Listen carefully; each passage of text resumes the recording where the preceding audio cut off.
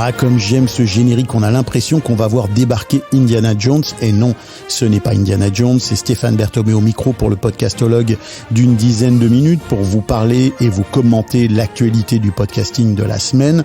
Je vous rappelle que les liens vers les articles dont je vais vous parler se trouvent dans la description de cet épisode. Vous pouvez directement aller les consulter, aller cliquer dessus si vous êtes notamment sur Apple Podcast pour aller pouvoir lire les articles en question. Et on commence avec Spotify et une nouvelle qui va certainement faire débat, là, qui va en surprendre plus d'un. Spotify se prépare à remettre en cause sa politique de paywall, d'accès payant pour certains de ses podcasts. Vous savez que Spotify a payé des fortunes, notamment $100 millions, le podcast de Joe Rogan, et ils reviennent sur la stratégie tout accès payant à partir du moment où on a acheté un show à gros prix, et ils vont notamment ouvrir au public certaines des productions de Gimlet Media qu'ils avaient acquis en 2019 pour plus de $200 millions.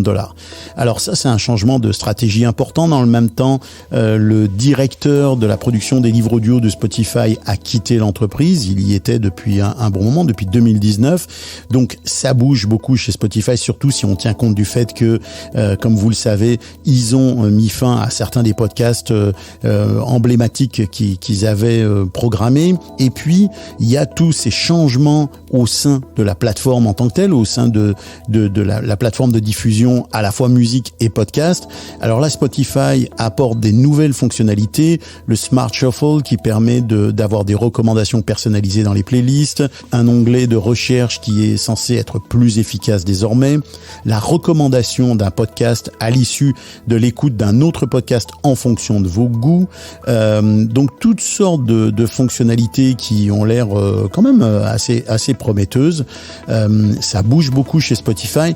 On comprend aussi pourquoi la concurrence avec Apple est en train de tourner très nettement à l'avantage de Spotify qui devient vraiment le leader dans les écoutes sur application. Et donc ils sont très certainement en train d'essayer d'enfoncer le clou de Apple.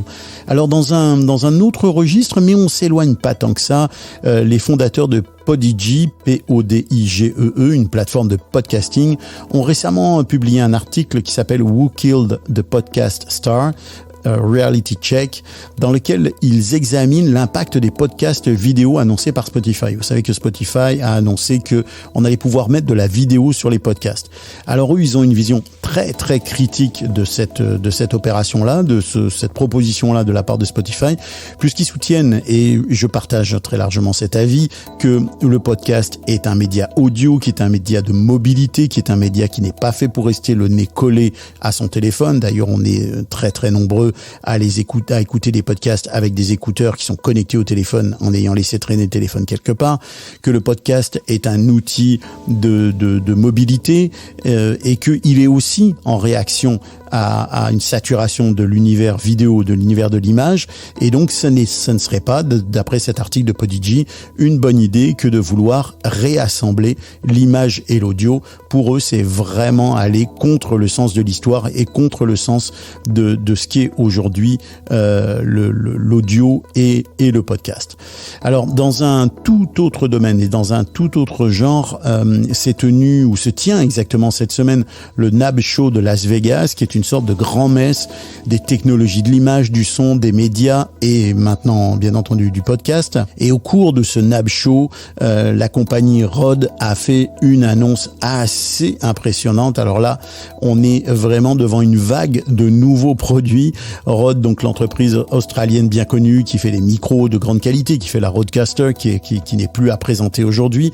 Eh bien, Rode a annoncé toute une série de nouveautés pour la marque, qui vont de la mise à jour de certains firmware, comme par exemple la mise à jour des systèmes du Wireless Go 2. Vous savez, ces petits boîtiers rectangulaires qui sont des micros à distance, qui offrent déjà quand même des fonctionnalités qui sont assez extraordinaires. Je ne sais pas si vous avez le Wireless Go 2 ou si vous l'avez déjà essayé. Si c'est pas le cas et que vous avez l'occasion de l'essayer, je vous le recommande. Ce sont vraiment des boîtiers qui sont fantastiques, qui fonctionnent très bien, qui offrent des fonctions qui sont super pratiques, comme par exemple le fait de commencer à enregistrer à partir du moment où vous allumez ou vous mettez sous tension l'appareil, ce qui vous évite l'erreur classique qu'on fait de temps en temps d'oublier de déclencher évidemment l'enregistrement. Alors je reviens aux nouveautés. Donc ils font une mise à jour du firmware du Wireless Go 2, et ce que j'ai vu et ce que j'ai lu, c'est que eh bien le Wireless Go 2 peut devenir maintenant un micro externe qui va être connecté en Bluetooth avec la Rodecaster Pro 2. Alors attention, pas tous les modèles de Rodecaster, mais la Rodecaster Pro 2. Et puis ils sortent un nouveau modèle de Rodecaster qui va porter le joli nom. Alors ils sortent ce qu'ils appellent un Streamer X d'abord. Alors le Streamer X, c'est un produit qui combine l'interface audio et la capture vidéo dans une seule console. Donc des entrées audio et des entrées vidéo. Et puis ils installent un nouveau produit qui est la Rodecaster Duo, qui est en fait une Rodecaster qui ressemble vraiment beaucoup à la Rodecaster, qui est de taille beaucoup plus petite, mais qui offre 2 entrées et qui elle va être vraiment à un prix plus abordable, mais tout en offrant vraiment tout le panel d'éléments techniques, technologiques qu'offre la Rodecaster, avec notamment des préamplis Révolution, un traitement audio Apex, qui est le traitement audio qui est en option que vous pouvez aller sélectionner dans les options de la Rodecaster Pro. Donc vraiment, on est vraiment devant une évolution là, un bond en avant du côté de chez Rode qui est assez impressionnant. Et puis il y a aussi une évolution dans les micros. On fait évoluer le NT1 en 5e génération. Donc on a aujourd'hui une nouvelle console Rodecaster Duo. On sort une nouvelle évolution du micro NT1 et on fait évoluer le firmware de Wireless Go 2, entre autres, parce que ce sont pas les seules nouvelles. Il y a d'autres nouvelles pour ça, notamment, et par exemple, un truc qui moi que je vais regarder de très près, un petit boîtier qui va servir de chargeur pour le Wireless Go 2, parce qu'il faut dire qu'il est livré dans un petit étui qui est pas formidable, mais là ils offrent un boîtier qui est un petit peu en forme de boule, en forme un peu ovale, dans lequel vous allez pouvoir insérer vos Wireless Go 2 et qui vont évidemment se recharger. Alors le gros avantage de ça, c'est la protection. Il va être beaucoup plus protecteur que le petit étui en cuirette qui vous est offert avec la version d'origine, mais en même temps, il va vous prolonger la durée de vie des batteries, puisque vous n'aurez pas besoin de retourner près d'une prise électrique pour recharger. Ça va se faire automatiquement quand vous le mettrez dans votre boîtier. Alors on termine cet épisode avec une actualité 100% québécoise au sujet du contentieux. Je ne sais pas si vous êtes au Québec, est-ce que vous avez entendu parler de cette histoire, hein, le contentieux entre Mike Ward, le célèbre humoriste, en particulier en fait l'équipe du balado de Mike Ward, et l'UDA. L'UDA, c'est l'Union des artistes, c'est un syndicat qui gère les intérêts des artistes, et bien l'UDA est entré en contact avec l'équipe de Mike Ward en leur demandant de bien vouloir se mettre en régularité avec les ententes de production, les contrats type de l'UDA, ce que visiblement l'équipe de Mike Ward n'est pas tout à fait prête à faire, et on peut comprendre parce qu'il y a des arguments des deux côtés. Je vous décrypte très rapidement ce contentieux.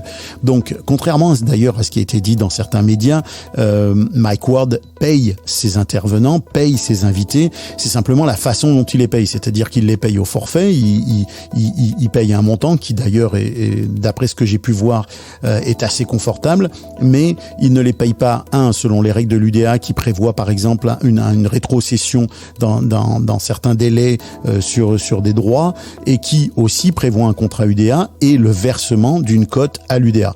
Donc ça, visiblement, c'est là qu'est le contentieux. L'UDA voudrait que Mike Ward se mette en règle avec cette pratique en signant une entente avec l'UDA, ce qui est contesté par l'équipe de Mike Ward. Bon, leurs arguments à eux, on le comprend, c'est de dire, écoutez, nous, on paye déjà assez correctement les invités. Si en plus on doit gérer des contrats où on va devoir verser $2 ou $3 l'année prochaine, puis $3 l'année d'après pour des centaines d'invités, parce qu'on en reçoit des centaines à l'année alors qu'on est une toute petite structure, ça va pas nous simplifier la vie. Alors le débat, il est à la fois simple et à la fois compliqué. Faut aussi dire que on a un peu l'impression alors Mike Ward s'est pas gêné pour mettre de l'huile sur le feu. Évidemment, ceux qui ont déjà entendu ses commentaires sur l'affaire savent de quoi je parle, mais les médias aussi ont mis de l'huile sur le feu en annonçant justement que l'équipe de Mike Ward ne ne payait pas les invités, ce qui n'est pas tout à fait exact. Et j'ai entendu plusieurs entrevues, dont une à Novo, dont je vous mettrai le lien dans cet épisode, de Tania Kotayani, qui est la nouvelle directrice, de la nouvelle présidente de l'UDA, qui a quand même un discours plutôt ouvert, je trouve plutôt prêt à la discussion sur ce sujet. Elle dit, et ça je le dis pour ceux et celles qui ont des podcasts, des balados qui ne font pas d'argent, hein, qui n'ont pas de rentrée financière, qui viennent avec ces productions-là, bien elle dit, ceux qui ont pas d'argent, ceux qui ont pas de budget, on va pas aller leur réclamer quoi que ce soit, on va les laisser tranquilles et on va attendre qu'ils deviennent rentables et pour à ce moment-là peut-être éventuellement venir taper à leur porte. Donc elle a un discours qui est quand même assez ouvert. Moi j'ai l'impression que, comme on dit au Québec, elle est parlable. Et je profite de cette histoire de l'UDA et de ces questions de financement, de paiement d'invités, etc., pour vous rappeler qu'il y a en ce moment une discussion au Québec, dans l'univers de la balado, entre les créateurs, créatrices, producteurs, productrices indépendants et indépendants. Le mot est important, indépendants, c'est-à-dire qu'ils ne sont pas rattachés à une grosse compagnie de production de télé, par exemple, ou qui ne sont pas rattachés à une entreprise de presse ou un média ou un diffuseur.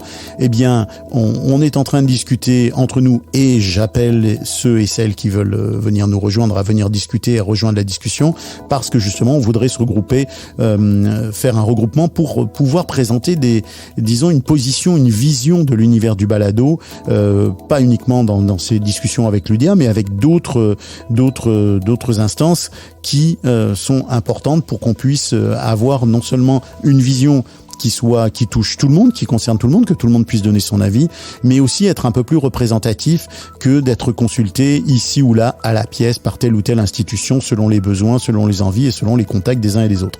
Alors voilà, c'est déjà terminé, c'est la fin de cet épisode. N'oubliez pas que vous pouvez consulter les liens dans la description de l'épisode. Vous pouvez trouver beaucoup d'autres infos dans la lettre du podcastologue qui se trouve sur LinkedIn. Elle paraît le jeudi, un jeudi sur deux. Là, elle va paraître demain. Elle va être très chargée parce que en raison des intempéries, il y a une dizaine de jours, eh bien, il n'y a pas eu d'infolettre il y a 2 semaines. Donc celle-là, elle va être costaude, je vous préviens. Et puis, je vous remercie. J'espère que vous trouvez l'information de cet épisode intéressante. Je remercie notre partenaire Edison. Je vous rappelle que les musiques de ce balado viennent du catalogue musical de BAM Musique. Je produis, j'anime et j'ai créé ce balado. Et je vous dis à bientôt et que l'audio soit avec vous.